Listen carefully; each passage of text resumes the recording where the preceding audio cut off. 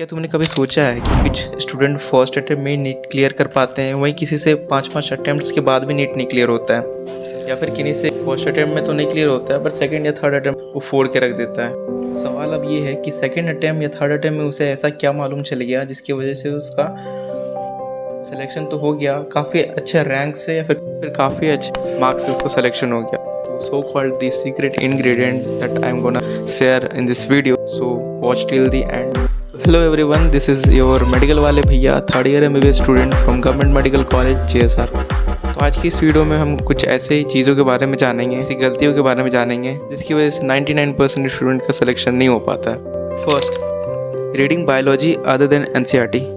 वैसे तो तुमने 50 बार ये बात सुन रखी होंगी कि क्वेश्चन NCERT से ही बनते हैं, पर क्यों नहीं पढ़ते हो तुम NCERT? क्यों तुम आकाश पाताल की मॉड्यूल्स लगाते हो? देख लो भाई, सिलेक्शन तुम्हारा तभी होगा जब तुम NCERT को सीरियसली लोगे। NCERT की एक एक लाइन तुम्हें याद होंगी।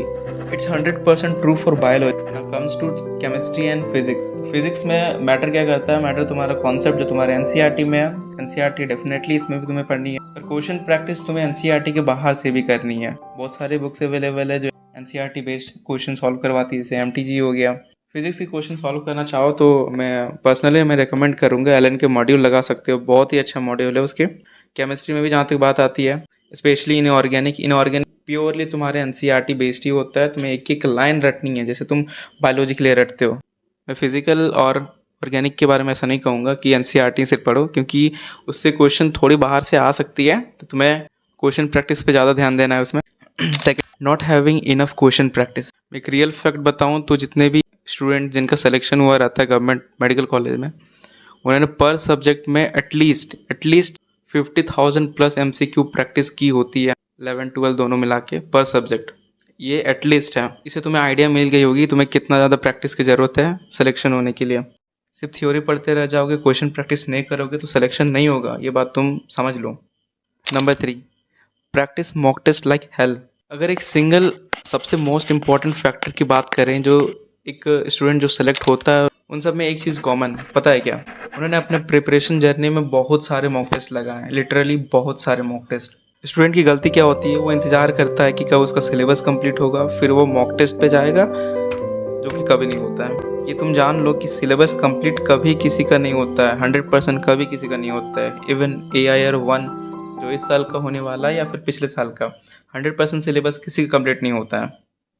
तो बेटर ये है सिलेबस का कुछ पार्ट करते जाओ और मॉक टेस्ट देते जाओ, इवन तुम्हारे नंबर कम ही क्यों ना आए।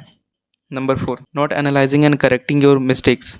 अब कुछ लोग आते हैं यहाँ पे, कुछ स्टूडेंट आते हैं जो मॉक टेस्ट लगा के उसे साइड कर देते हैं, उसका एनालिसिस बिल्कुल नहीं करते हैं। पिछले टेस्ट में तुम्हारे जो मार्क्स थी वो इम्प्रूव नहीं करेगी क्योंकि तुमने उसका एनालिसिस नहीं किया। देखो बाबू, अगर 3 घंटे का तुम मॉक टेस्ट देते हो तो एटलीस्ट तुम्हें 2-3 घंटे उसमें लगानी है उसे एनालिसिस करने में। गलती किस क्वेश्चन पे हुआ, कहाँ कॉन्सेप्ट गलत था, और किस क्वेश्चन पे तुम्हें ज़्यादा समय लग रहा है जिसमें कि कम समय लगना चाहिए था। तो ये सब चीज़ें तुम्हें तभी पता चलेगी जब तुम मॉक टेस्ट का अच्छे से एनालिसिस करोगे। इससे एक सोल्यूशन ये है कि तुम एक सेपरेट कॉपी बनाओ, इसको नाम दो mistake copy, where you are going to write down all the MCQs which you had done wrong during the mock test, and you will be going through it just one day before the real NEET exam, and I can assure you doing this you can drastically improve your marks.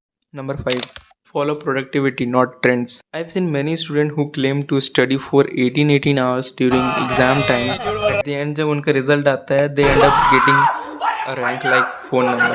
I would strongly recommend you to please try to be more productive in less time. Don't run behind this show of I study for 18 hours, 10 hours. Study for at least 6 hours and be more productive in that time. Time for pro tip. There is something secret which only few students know. I have talked to many students. It's a very interesting trick which can drastically improve your marks at least 50 to 100 marks. If I get 50 likes in this video, I'll be posting that video on this channel. And don't forget to subscribe. Many more videos